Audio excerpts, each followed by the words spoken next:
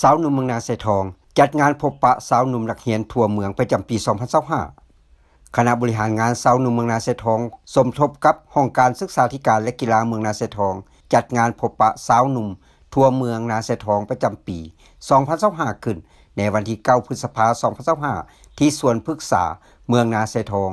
มีท่านบุญซูพระวิเศษรองเลขาพรรคเมืองนาไซทองผู้ชี้นำเวียกงานพรรคและพนักงานและองค์การจัดตั้งมหาชน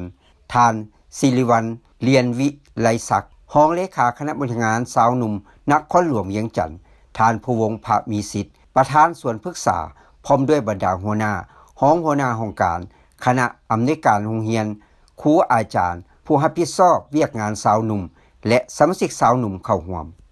ในโอกาสดังกล่าวท่านคุณไซมณีวงศ์เลขาคณะบริหารงานสาวหนุ่มเมืองนาไซทองได้กล่าวว่า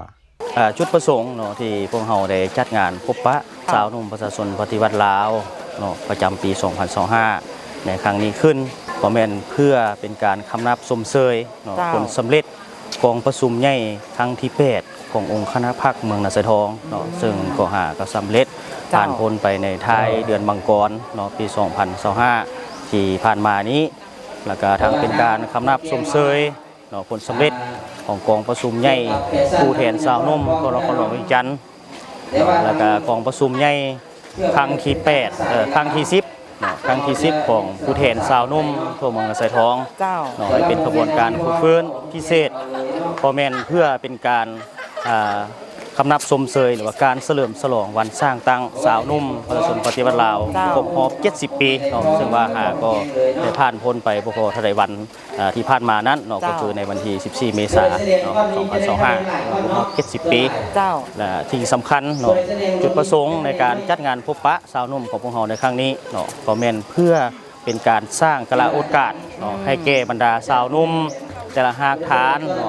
โรงเรียนสำนักงานห้องการหากฐานบ้านโดยเฉพาะก็แม่นหากฐานโรงเรียนทางภาครัฐและเอกชนได้มีโอกาสได้พบปะแลกเปลี่ยนเข้าร่วมบรรดากิจกรรมต่างๆร่วมกันเพื่อความฮักแพงความสามัคคีแลกเปลี่ยนบทเรียนซึ่งกันและกันให้มีความแน่นแฟ้นยิ่งขึ้นงานพบปะสาวหนุ่มครั้งนี้มีกิจกรรมเข้าร่วมแสดงและแข่งขันทั้งหมด6กิจกรรมคือกิจกรรมแข่งขันศิลปะวรรณคดีขับลำท้องถิ่นห้องเพลงเดียวกิจกรรมฟ้อนรวมหมู่หญิงชายกิจกรรมถามตอบความรู้รอบตัวกิจกรรมเดินแฟชั่นโชว์สิ่งประดิษฐ์จากสิ่งเศษเหลือกิจกรรมกีฬาเปตังและกิจกรรมตีกอล์ฟชาวบ้านในตอนท้ายของพิธีท่านรองเลขาพรรคเมืองนาไซทองยังได้โอลมให้ทิศเงื้องทางสมาชิกสาวหนุ่มที่เป็นอนาคตของชาติและเป็นแขนขวาของพรรคพร้อมนี้ยังมีหลายภาคส่วนอุปถัมภ์งานพบปะสาวหนุ่มในครั้งนี้เติมอีก